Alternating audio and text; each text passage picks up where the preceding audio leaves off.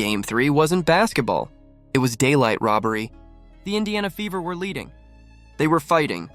And then, as if on cue, a string of whistles tore through Gainbridge Fieldhouse and ripped the game right from their hands.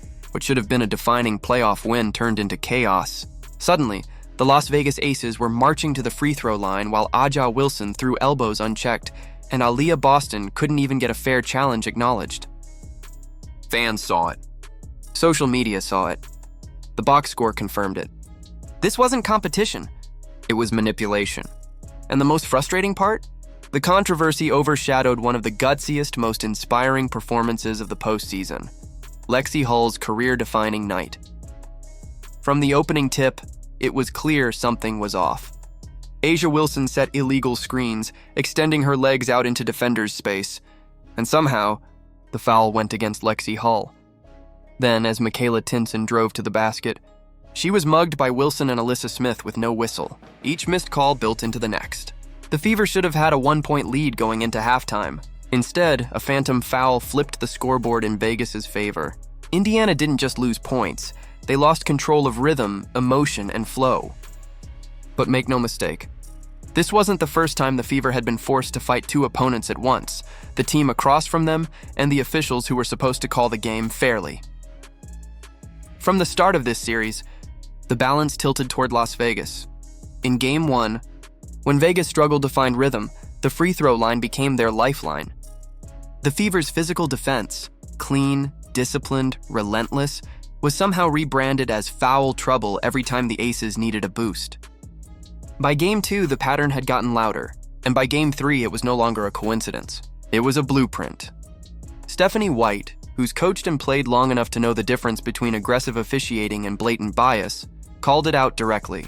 "It's hard for us to find flow when there's a foul called every 10 seconds, she told reporters, her frustration carefully measured but impossible to hide. "When they're at the free throw line that often, we can't get up and down the floor." She was right. The Aces didn't just play Indiana, they played the refs like an instrument. Then came the moment that broke the game wide open. The Fever were up, locked in, defending with precision. Aaliyah Boston, battling inside, was whistled for a questionable foul on Jackie Young. White immediately motioned for a challenge, bench ready, timeout signaled, but the officials ignored it completely. Within seconds, Chelsea Gray buried a three-pointer, flipping the entire game. The Gainbridge crowd went from roaring with energy to stunned silence, then erupting into boos that shook the rafters. Videos of that single sequence went viral within minutes. Fans slowed the footage, pointing out how obvious the bias looked. The ignored challenge, the illegal screens, the phantom fouls. Each clip felt like evidence in a case that didn't need a jury. This wasn't incompetence. It was favoritism. Aja Wilson shoved defenders out of position, threw her shoulders through Boston like a fullback, and walked away untouched.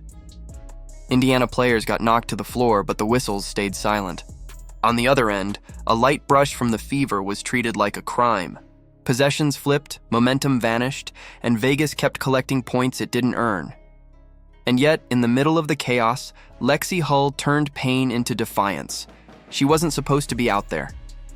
Hull had aggravated her back in Game 1 and was listed as questionable for Game 3. Her warm-ups were slow, her movements stiff, and everyone, even her teammates, knew she was hurting. But instead of bowing out, she decided to play through it. What happened next was nothing short of heroic. Hull didn't just survive Game 3, she owned it. She poured in 16 points, grabbed 10 rebounds, dished 4 assists, and added 2 blocks and a steal, all while shooting 6 for 10 from the field and nailing 3 huge triples that revived Indiana every time Vegas threatened to pull away. Those threes weren't just shots. They were lifelines. Each one brought the Fever's crowd back to life, shaking the building every time the officiating tried to suck the energy out. Her 16 points marked a career playoff high. Her 8 total threes across 2 games tied a franchise playoff record, but the numbers only told half the story. The rest was written in grit, diving on loose balls, boxing out against players bigger and healthier than her, wrestling under the rim while grimacing in pain. Cameras caught her face twisted in agony more than once, but she refused to back down. Every play Hull made felt like an act of rebellion. Against the refs, against the Aces, against the odds, When Vegas tried to run away with momentum, she dragged the Fever back into it, possession by possession.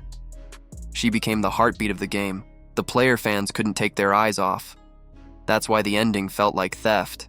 On the same night, Lexie Hull gave everything she had, literally playing through pain to deliver one of the most inspired performances in team history.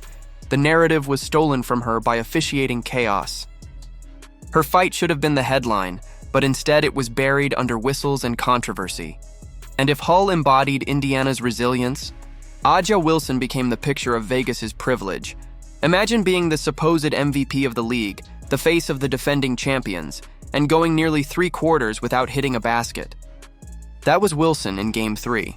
She started strong with an early 3-pointer that hinted at dominance, but the moment Boston locked in, everything fell apart. Wilson went 1 for 11 in the first half, finishing 6 for 20 for just 13 points. That's not MVP basketball. That's a meltdown. Aaliyah Boston's defense was suffocating. She met Wilson at every angle, denied her space in the post, and forced her into awkward fadeaways and mid-range prayers that clanked off iron again and again.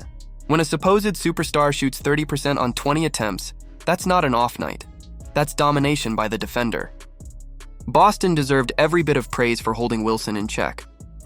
But instead, media outlets spun Wilson's struggles into a story of resilience or impact beyond scoring, ignoring the real headline. The reigning MVP was neutralized. Even worse, Wilson's frustration boiled over into reckless physicality. Elbows flew under the basket, box outs turned into takedowns, and she constantly swung her arms into Fever defenders, all without consequence. Then came the absurdity of Becky Hammon's post-game complaint. The Aces coach, after watching her team live at the free throw line all series, lamented that Wilson shot only 1 free throw in 38 minutes. "Thought she got hit a lot tonight," Hammond said. The irony was thick enough to cut with a knife. Vegas had been gifted fouls all series long, but now suddenly they wanted sympathy too. The truth is simple: Indiana bottled up Aja Wilson. They executed the game plan perfectly, but the Aces still walked away with the win because the officials made sure of it. That's not a victory. That's protection. And it's why this so-called series lead feels hollow. But now, everything comes down to Game 4. Back at Gainbridge Fieldhouse, Indiana gets one final chance to rewrite the narrative. This isn't just another playoff game, it's survival. The Fever are down 2-1, beaten up by injuries, battered by bad calls, and yet they still have a chance to prove they belong. Becky Hammon has already tried to set the stage, warning that the officiating might finally tilt in Indiana's favor this time. That's the kind of preemptive excuse that shows how comfortable Vegas has become with the advantage, and how afraid they are to lose it. Because Sunday's crowd won't be silent.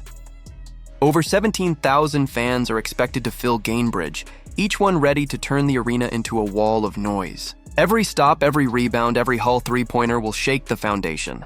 This time, the Fever's biggest weapon isn't just talent, it's energy, belief, and a fan base that's had enough of being robbed. Because the truth is, the Aces didn't beat Indiana. The refs did. And when the whistles go quiet, the Fever's heart speaks louder. Do you think the Fever can bounce back? If yes, drop a comment saying, "Let's go Fever." And don't forget to like, subscribe, and turn on notifications so you never miss the next breakdown. The story isn't over yet. It's just getting louder.